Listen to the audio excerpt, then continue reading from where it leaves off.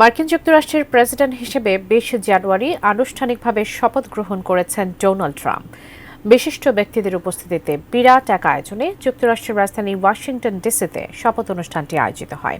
তবে এবার সামাজিক যোগাযোগ মাধ্যমে গুঞ্জন উঠেছে ডোনাল্ড ট্রাম্পের শপথ অনুষ্ঠানে উপস্থিত ছিলেন বাংলাদেশের সাবেক প্রধানমন্ত্রী ও বর্তমানে ভারত পলাতক শেখ হাসিনা। বিস্তারিত জানাচ্ছেন ইশতিয়াক হোসেন।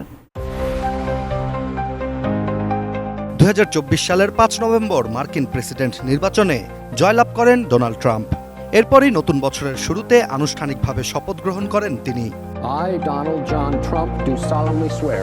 ২০ জানুয়ারি ওয়াশিংটন ডিসিতে ডোনাল্ড ট্রাম্পের শপথ অনুষ্ঠানটি আয়োজিত হয়। তবে যুক্তরাষ্ট্রের এই অনুষ্ঠান ঘিরে বাংলাদেশে শুরু হয়েছে আলোচনা। গুঞ্জন উঠেছে ট্রাম্পের শপথ অনুষ্ঠানে উপস্থিত ছিলেন শেখ হাসিনা। বাংলাদেশের সাবেক প্রধানমন্ত্রী শেখ হাসিনা ২০২৪ সালের ৫ আগস্ট ছাত্র জনতার তুমুল আন্দোলনে ক্ষমতাচ্যুত হয়ে ভারতে পালিয়ে যান। এরপর থেকেই ভারতে তিনি আত্মগোপনে রয়েছেন।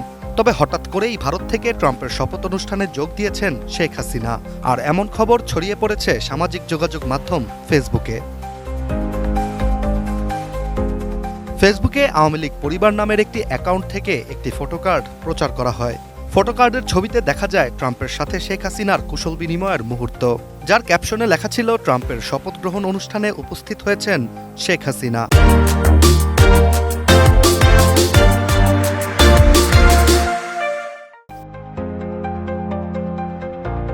শেখ হাসিনা ও ট্রাম্পকে নিয়ে এই ফটোকার্ডটি মুহূর্তের মধ্যেই ভাইরাল হয়ে পড়ে সামাজিক যোগাযোগ মাধ্যমে। এখন প্রশ্ন হচ্ছে, ভারত থেকে আসলেই কি যুক্তরাষ্ট্রে পাড়ি জমিয়েছেন সাবেক প্রধানমন্ত্রী শেখ হাসিনা?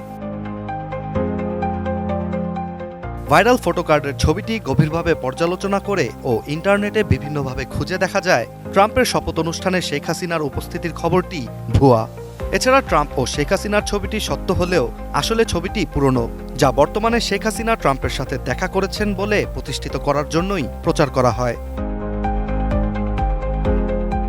মূলত ট্রাম্প ও শেখ হাসিনার ছবিটি ২০১৭ সালের। সে সময় জাতিসংঘের সংস্কার কমিটির বৈঠকে যোগ দিতেই যুক্তরাষ্ট্রে গিয়েছিলেন সাবেক প্রধানমন্ত্রী শেখ হাসিনা। আর ওই বৈঠকের এক পর্যায়ে শেখ হাসিনার সাথে মার্কিন প্রেসিডেন্ট ডোনাল্ড ট্রাম্পের সাক্ষাৎ হয়। সেই সাক্ষাৎ নিয়ে বাংলাদেশের অনেক গণমাধ্যমই তখন প্রতিবেদন প্রকাশ করেছিল। এছাড়া বাংলাদেশ থেকে ক্ষমতাচ্যুত হয়ে ভারতে অবস্থান করার পর থেকেই শেখ হাসিনার অবস্থান নিয়ে অনেক বেশি আলোচনা ছিল। আর বাংলাদেশের আন্তর্জাতিক অপরাধ ট্রাইব্যুনাল জুলাই আগস্টে গণহত্যা ও গুম-খুনের জন্য শেখ হাসিনার বিরুদ্ধে গ্রেপ্তারি পরোয়ানাও জারি করেছে ২ বার।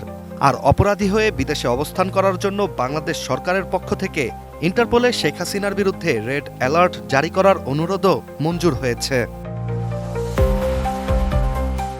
এমন অবস্থায় শেখ হাসিনার জন্য ভারত থেকে অন্য দেশে পাড়ি দেয়া অনেকটাই অসম্ভব। আর ভাইরাল ছবিটি ২০১৬ সালের হওয়াতে খুব স্বাভাবিকভাবেই ট্রাম্পের শপথ অনুষ্ঠানে শেখ হাসিনার উপস্থিতির খবরটি সম্পূর্ণ ভুয়া। Ishtiaq Hossain, ATN news.